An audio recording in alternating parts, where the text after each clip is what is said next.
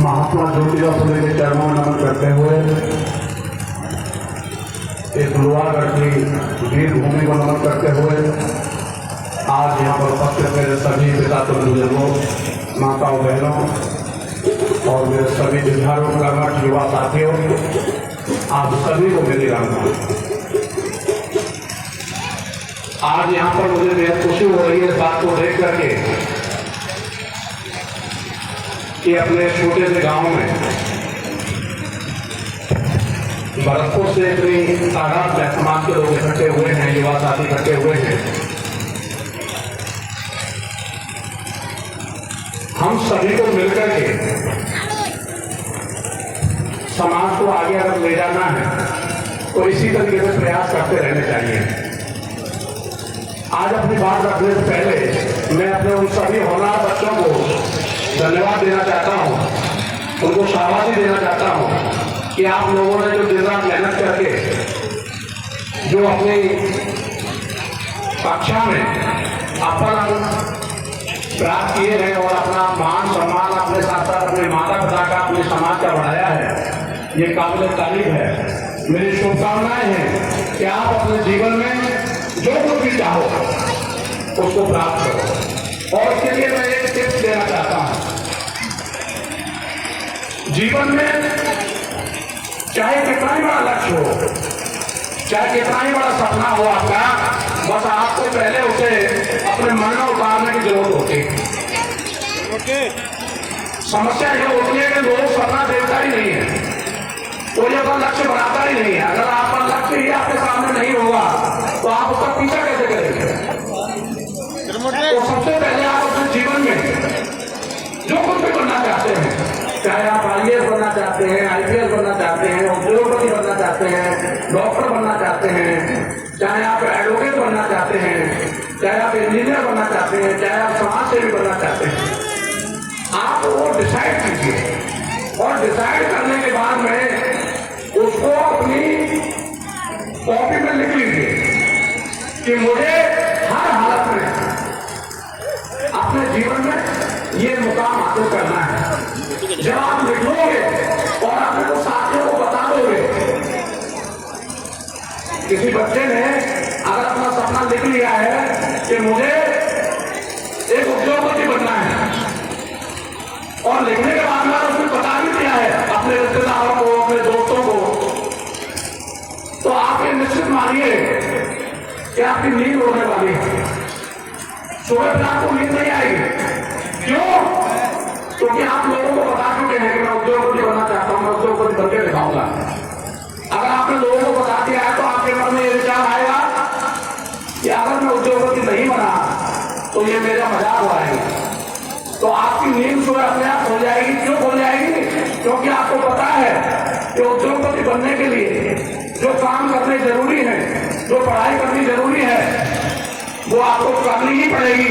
सोने से आप उद्योगपति नहीं बन सकते, आलस करके सोते रहने से आप IAS नहीं बन सकते, आलस करके सोते रहने से आप IPS नहीं बन सकते, डॉक्टर नहीं बन सकते, ना टीचर बन सकते, कुछ भी नहीं बन सकते। आपको जो कुछ भी बनना चाहते हैं उसके लिए पूरे समर्पण भाव के साथ में मेहनत करनी पड़ेगी, संघर्ष करना पड़ेगा और उसका पीछा करना पड़ेगा, तब जाकर के आपको वो चीज मिलेगी। इस बात की मैं गारंटी देता हूं कि अगर आप पूरी जिम्मेदारी के साथ में, पूरे समर्पण के साथ में, समर्पण में 1% भी कमी नहीं होनी चाहिए। आपको अपने जो भी सपना है वो सपना आपको उठते बैठते सोते जाते वो सपना ही नजर आना चाहिए। जिस दिन आपकी ऐसी हालत हो जाती है तो ये मान के चलिए कि निश्चित ही आपको वो सफलता मिल जाती है। मैं आपको एक छोटी सी कहानी सुनाता हूं अपने सभी युवा साथियों को, प्यारे बच्चों को। एक बच्चा था जो एक बहुत बड़ा महात्मा रहते थे नदी के किनारे, तो वो सफल होने का रास्ता बताते थे। वो महात्मा लोगों को सफल होने का मंत्र देते थे कि अगर उस मंत्र पर व्यक्ति चलने लगे तो निश्चित ही सफल हो जाएगा। तो ऐसे ये युवा बच्चा गया, उनके पास में बाबा आप सभी को देते हो और जिसको भी आपने मंत्र दिया है वो सफल हो गया है तो मुझे भी दे दीजिए। तो बाबा ने कहा बिल्कुल बेटा, जब आप आए हो मंत्र देने के लिए तो मैं अवश्य दूंगा, मेरा तो काम ही है मंत्र देना। तो वो बच्चे को लेकर के नदी में ले गया उसको, नदी में जहाँ थोड़ा सा घोटू कमर तक पानी में ले गया उसको, और ले जाने के बाद में उसको थोड़ा सा नीचे डुबो दिया और डुबोने के बाद में उसको बाहर निकाल दिया। बाबा ने पूछा क्या चाहिए बेटा तुझे? कि बाबा मुझे सफलता का रास्ता चाहिए, मुझे ऐसा मंत्र दे दो कि मैं जो पाना चाहता हूं उसको आसानी से पा सकूं। कि ठीक है बेटा। तो उसको थोड़ा और गहरे पानी में ले गया और बाबा ने उसकी गर्दन पकड़ के और उसको पूरे तरीके से डुबो दिया और उसको जोर से पकड़ के डुबो रखा। तब तक डुबो रखा जब तक उसकी आंख में सांस निकलने को ना हो गई। एकदम फड़फड़ाने लगा बच्चा, मतलब उसको थोड़ी देर और डुबो रखा तो उसकी सांस निकल जाती, ऐसी स्थिति तक डुबो रखा उसको आगे बढ़ता है। जब उसको नाक में निकाला फड़फड़ाते हुए बच्चे को, बिल्कुल मरने की पोजीशन हो गई थी। जब उसको बाहर निकाला तो हाँफ रहा था बच्चा, सांस ले रहा था जोर जोर से। तो बाबा ने उसको पूछा कि बेटा तू पहले मेरी एक बात का जवाब दे। कि क्या बाबा? कि जब तू पानी में अंदर था, डूबा हुआ था, तुझे सबसे ज्यादा चाहत किस चीज की थी? तो बेटे ने कहा बाबा मुझे सबसे ज्यादा चाहत उस समय पर किसी की नहीं थी, हवा की सांस की, मेरी जिंदगी बच रही थी उस सांस से। तो बाबा ने कहा कि जैसे बेटा तेरी चाहत सांस लेने के लिए हो रही थी, ऐसी ही चाहत जिस दिन तुझे अपने उस सपने के प्रति हो जाएगी, जैसे तू पाना चाहता है, तो निश्चित ही वो सपना आपको हर हालत में मिल जाएगा। इसलिए ऐसी चाहत, ऐसा लगाव, ऐसी तमन्ना आपको आपके सपने के प्रति होनी चाहिए कि कुछ भी हो जाए, चाहे मुझे मरना ही होना पड़े, लेकिन मैंने जो ठान लिया है उसको मैं हर हालत में लेकर के रहूंगा। जब आप ये सोच बन जाती है तो दुनिया की कोई भी ताकत आपको आपका मकसद प्राप्त करने से नहीं रोक सकती। इसलिए इस बात का ध्यान रखते हुए आप अपने जीवन में जो कुछ भी सोचते हैं उसके पीछे लग जाइए और तब तक लगे रहिए जब तक वो मकसद आपका मिल नहीं जाता। भगवान श्री कृष्ण ने और भगवान बुद्ध ने इस धरती पर एक ही बात बोली है कि कर्म से बड़ा कोई देवता नहीं है। क्या बोला? कर्म से बड़ा कोई देवता नहीं है। अगर आपने कर्म किया है, अगर आपने अपने मकसद का पीछा किया है, अगर आपने अपने मकसद का पीछा किया है तो निश्चित मानिए उसका फल आपको मिलेगा ही मिलेगा। अब ये आपके ऊपर डिपेंड करता है कि अगर आपने पीछा पूरे तरीके से किया है तो फल आपको पूरा ही मिलेगा, और अगर आपने अधूरे तरीके से किया है तो फल आपको अधूरा ही मिलेगा। कर्म से बड़ा कोई शक्ति नहीं। इसलिए हमें कर्म की महानता को समझते हुए अपने कर्म पर ध्यान देना है और जिंदगी में आगे बढ़ना है।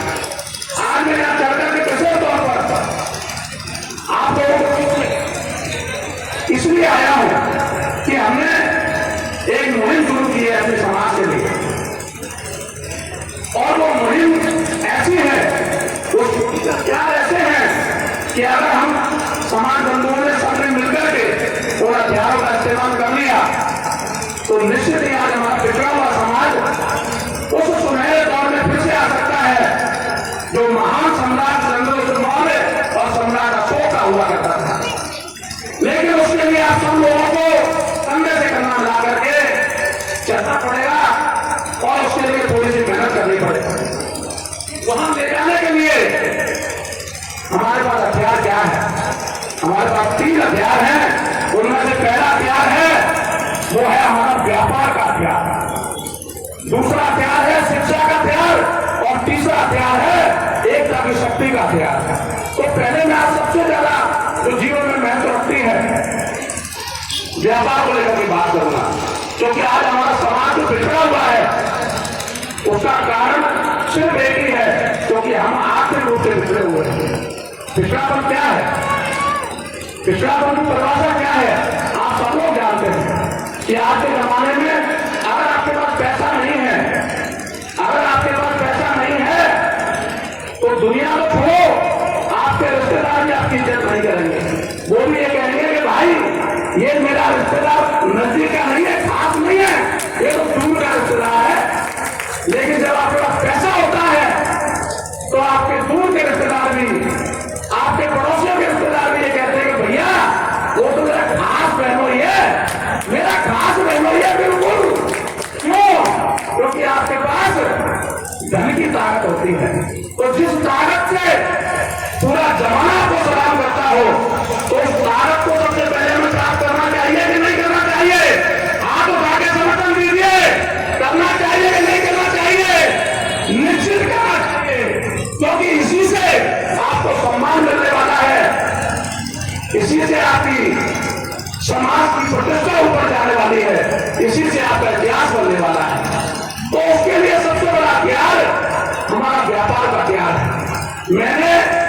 पिछले 10 साल में अंदर रहकर करीबन 1000 किताबों का अध्ययन किया है। और उसके बाहर भी मेरी आदत थी, जब मैं बाहर था तब भी मेरी आदत थी। तो मैं इस निचोड़ पर पहुंचा हूं कि अगर हमें अपने समाज को आगे ले जाना है तो सबसे पहले हमें आज कसम खानी होगी, वचन लेना होगा कि हम अपने घर के अंदर एक बच्चे को, कम से कम एक बच्चे को व्यापारी जरूर बनाएंगे। अगर हमने ये कसम को पूरी ईमानदारी के साथ निभा लिया तो निश्चित मानिए कि आने वाले समय में आप लोग ये देखेंगे कि हमारे समाज का पिछड़ापन अपने आप दूर होने लगा है। क्योंकि जब आपके घर में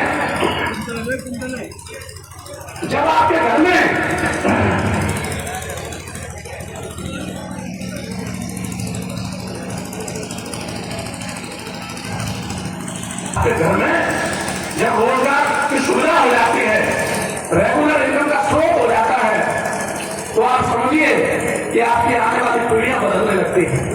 आपने देखा होगा कि हमारा कोई भाई टीचर हो जाता है, सरकारी नौकरी में लग जाता है। क्यों भागते हैं सरकारी नौकरी के पीछे? इसीलिए भागते हैं क्योंकि सबको पता है कि एक बार सरकारी नौकरी लग गई तो हर महीने 50-40 हजार रुपए का जुगाड़ हो जाएगा, जिससे हम अपने बच्चों को अच्छे तरीके से पढ़ा लिखा सकेंगे। इसलिए तो हम लोग भागते हैं सरकारी नौकरी के पीछे। तो मकसद क्या है उसका? मकसद केवल पैसा है। क्या है? केवल पैसा है। तो जब मकसद पैसा है तो पैसा केवल सरकारी नौकरी से ही नहीं आता है, उससे कई हजार गुना ज्यादा व्यापार करने से आता है।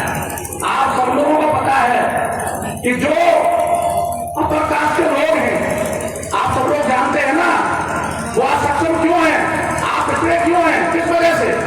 केवल इस वजह से हैं क्योंकि आपके समाज में कोई ढूंढे उद्योगपति नहीं मिलेगा और उनके समाज में घर-घर में उद्योगपति पड़े हुए हैं। बस इतना सही अंतर है। हम आज तक इस बात को समझ ही नहीं पाए हैं कि जिस वजह से समाज का उत्थान हो सकता है, एक इतिहास बन सकता है, उस वजह के बारे में कोई चर्चा नहीं करना चाहता। तो मैं ये बात कहना चाहता हूं कि आप अपने घर के अंदर ये वचन लीजिए कि हमें हर हालत में अपने एक बच्चे को हर हालत में व्यापारी बनाना है और एक ऐसा व्यापारी बनाना है।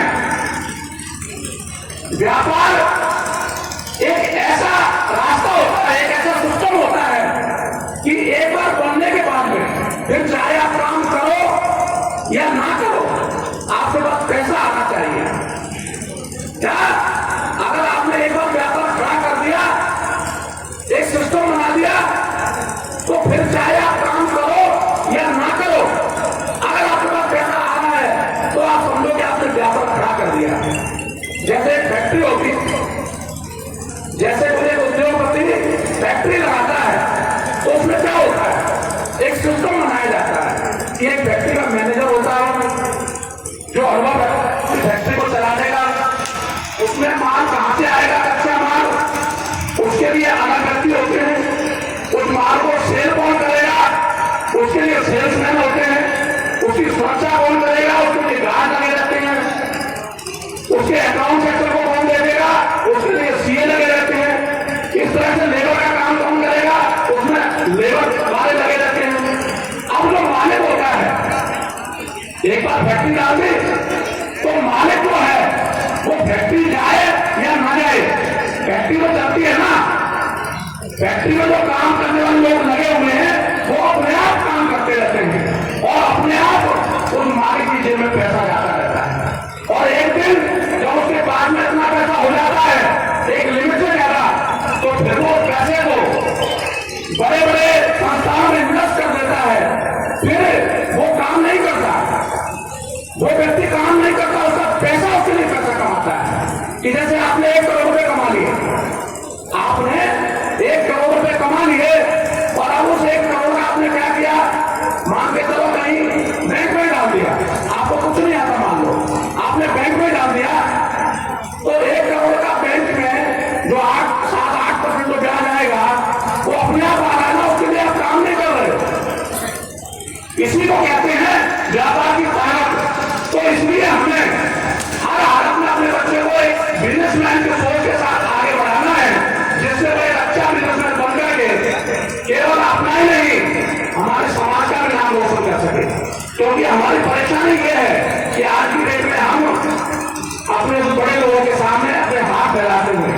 कि भैया बाबूजी हमारे बेटे को थोड़ा नौकरी दे दो, हमारे बेटे को झाड़ू में लगा लो, हमारे बेटे को चाय में लगा दो।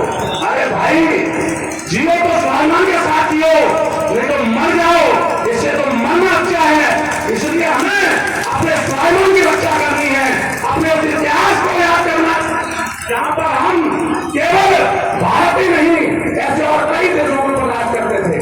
इसलिए अपने बच्चों को स्वाभिमान का शिक्षा देते हुए इस बात के लिए तैयार करो कि आपको हर हालत में एक ऐसा बिजनेसमैन बनना है कि जो आपको पैसा कमा के देगा ही, अन्य लोगों को भी रोजगार देगा। दूसरे लोगों को रोजगार देना सीखो, किसी के रोजगार मांगने की जरूरत नहीं हो।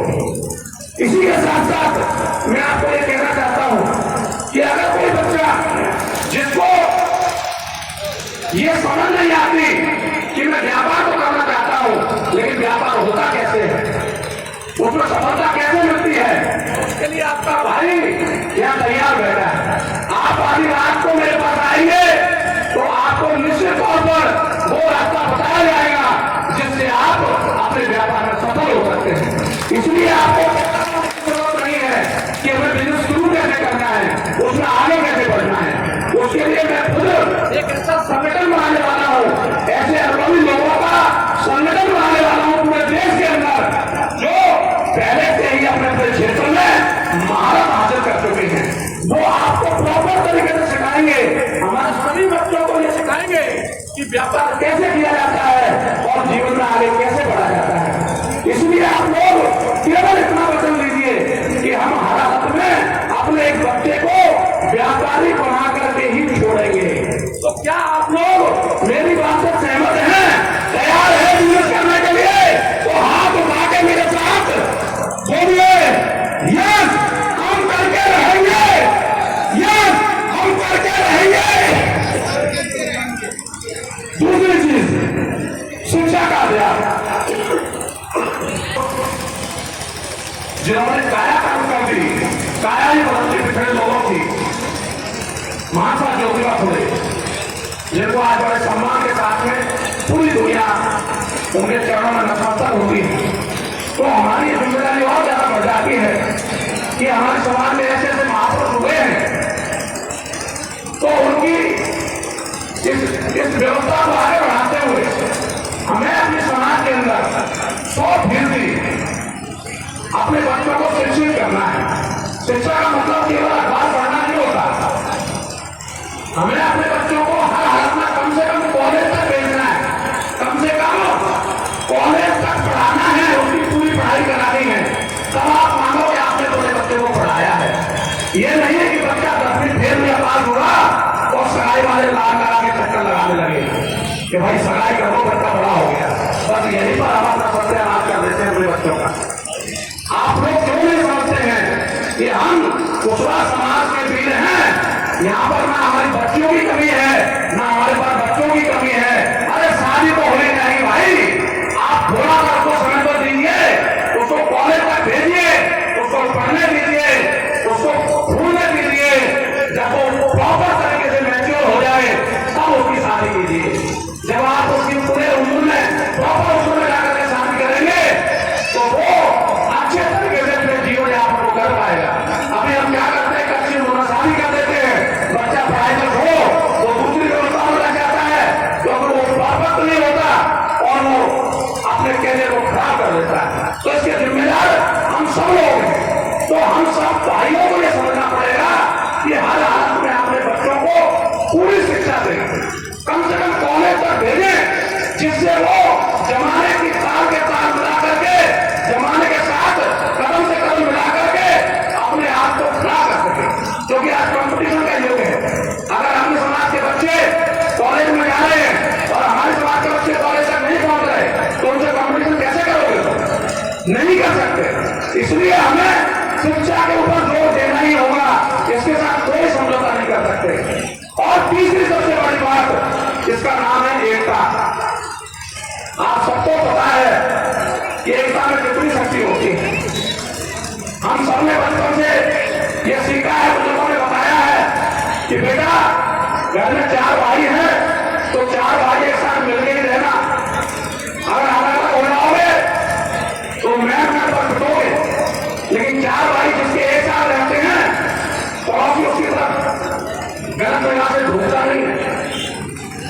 मानते हैं इस बात को? इसलिए हमें हर हालत में अपनी एकता को कायम रखना है। कोई ऐसा विवाद होता है कि जहां पर दो गुट खड़े हो जाते हैं कि नहीं मेरी बात सही है, नहीं मेरी बात सही है, मैं अध्यक्ष बनूंगा, कोई कहता मैं अध्यक्ष बनूंगा। अरे भाई, समाज का ये अधिकार बनता है और समाज का ये दायित्व बनता है कि ऐसी स्थितियों से निपटने के लिए उनको समाज के बीच में बिठाया जाए।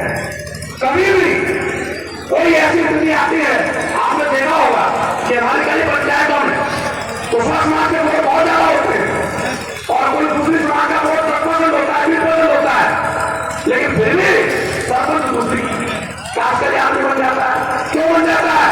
क्योंकि हमारे दूसरा भाइयों को बढ़िया थोड़ा थोड़ा करके 4 वोट खड़े करके 4 लोगों को सरपंच बना देते हो शाम को दारू पिला के। तो आप सोचो जब आपकी ताकत 4 जगह बढ़ जाएगी तो सरपंच तो दूसरा बनेगा। तो इन सब व्यवस्थाओं में बचने के लिए, इन सब व्यवस्थाओं में बचने के लिए आप लोगों को क्या करना चाहिए कि अगर कोई विवाद एक पंचायत के अंदर है तो आप पूरी पंचायत से पूरी समाज को बुलाओ। अगर कोई विवाद तहसील स्तर पर है तो तहसील के सभी लोगों को बुलाओ। अगर कोई विवाद जिला स्तर पर है तो पूरे जिले के लोगों को बुलाओ और जिस बात पर विवाद है 2 गुटों में, 3 गुटों में और 4 गुटों में उनको आप गंगा जली टक्कर के समाज के साथ करके इस बात के लिए एग्री करो कि अगर कोई नेतागिरी में आगे बढ़ रहा है तो नेतागिरी, कोई नेता अपने आप को नेता नहीं बना सकता। ये नेता कौन बनाएगा? ये बैठी हुई समाज नेता बनाती है। तो समाज जिस नेता के साथ में हो जाए 51%, कितना? अगर 100 में से 51% समाज के लोग अगर ये कह देते हैं कि नहीं हमारे तो प्रदेश का, हमारे तो डिस्ट्रिक्ट का नेता ये राम सिंह कहेगा, तो सब लोग ईमानदारी के साथ राम सिंह के साथ हो जाओ। अगर वो कहते हैं कि हमारा तो नेता बाबू सिंह जी है, बाबू सिंह के साथ हो जाओ। अगर समाज कह दे कि हरिओम बाबू है तो हरिओम बाबू के साथ हो जाओ। लेकिन समाज को इतना डर रखना पड़ेगा कि कोई भी व्यक्ति अगर बीच में समाज के बीच में बैठ करके और फिर वो समाज की बात नहीं मानता है, न्याय की बात नहीं मानता है, तो फिर तो उसका इलाज इन फूलों की माला के साथ नहीं, कौन सी माला के साथ होना चाहिए वो सब आप लोग जानते हैं। तो ये इलाज तो आप लोगों को ही करना पड़ेगा, लेकिन आपको किसी का अन्याय नहीं करना है। ऐसा नहीं कि मान लो मैं तुम्हारे पास गया और आपने मुझे माला पहना दी और नेता बना दिया। नहीं, मैं पक्ष में नहीं हूं। मैं ये कहता हूं कि अगर आपके तहसील में आपको तहसील अध्यक्ष का चुनाव करना है और तहसील में 25 गांव आते हैं तो पहले 25 गांव में नौटा दीजिए, अपने सभी भाइयों का जगह बुलाइए, उन 25 गांव का इकट्ठा कीजिए और उन 25 गांव के अंदर आने वाले जो तहसील अध्यक्ष बनना चाहते हैं उनको भी निमंत्रण दीजिए। फिर उनको बोलिए कि भाई समाज के बीच में जा रहे हैं, लड़ने की जरूरत नहीं है आपस में, हम समाज के बीच में जा रहे हैं। अगर समाज खड़े होकर के जिसके पक्ष में चाहे बहुमत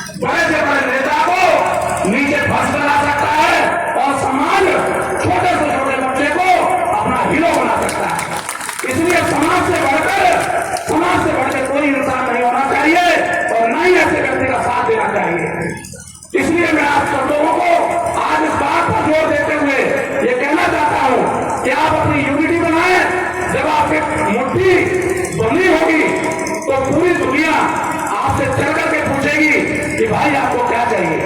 अगर आपकी ताकत एक नहीं होगी तो गली गली आपकी बेइज्जती होगी, गली गली में आपके अधिकार को लोग छीन के ले जाएंगे, इसमें आप कुछ नहीं कर पाएंगे। इसलिए हम सब लोगों को एक होकर के रहना है। और आप सब लोग इस बात को जान चुके हैं कि आपका पड़ोसी जिला धौलपुर इस बात की मिसाल है। मैं धन्य मानता हूं अपने धौलपुर की समाज को, जिन्होंने एकता के बंधन को इतनी खूबसूरती से निभाया है, इतनी मजबूती के साथ निभाया है कि इसका उदाहरण यहां से लेकर बिहार तक लोग देते हैं। क्या कुशवाहा समाज की एकता देखनी हो तो धौलपुर में आकर के देखो कि उन्होंने अपना एक नेता चुना और उस नेता को चुनने के बाद में फिर दुश्मनों ने कितने ही प्रयास कर लिए हमें गिराने के लिए, हमारी नेतागिरी छीनने के लिए, हमारा झंडा नीचे करने के लिए, लेकिन समाज की एकता की वजह से दुश्मन हमारा झंडे को नीचा तो छोड़ो उसको हिला तक नहीं पाए। पिछले 4 बार से आप लोगों का झंडा मजबूती के साथ बुलंद है और जब तक हम जिंदा हैं, कुशवाहा समाज की एकता जिंदा है, ये झंडा पूरे स्वाभिमान के साथ केवल धौलपुर में ही नहीं पूरे राजस्थान और पूरे हिंदुस्तान के अंदर आगे बढ़ेगा और उस एकता के बंधन को हम लोग मजबूत करते हुए आगे बढ़ते जाएंगे। बस इतना कहते हुए मैं आज यहाँ पर जो कार्यक्रम के मेरे सभी बंधु हैं, कुशवाहा जी है और इनकी पूरी टीम है, मैं आप सभी लोगों को बहुत बहुत धन्यवाद देता हूँ कि आप लोगों ने इतना बढ़िया कार्यक्रम किया और अध्यक्ष जी को बहुत बहुत धन्यवाद देता हूँ, आपकी पूरी टीम को बहुत बहुत धन्यवाद देता हूँ कि आप सब लोग इसी तरीके से अपना प्रयास करते रहें। आपका बेटा जब भी आपको जरूरत होगी, जब भी आप पुकारोगे, जब भी कोई परेशानी होगी तो सबसे पहले किसी भी परेशानी में छाती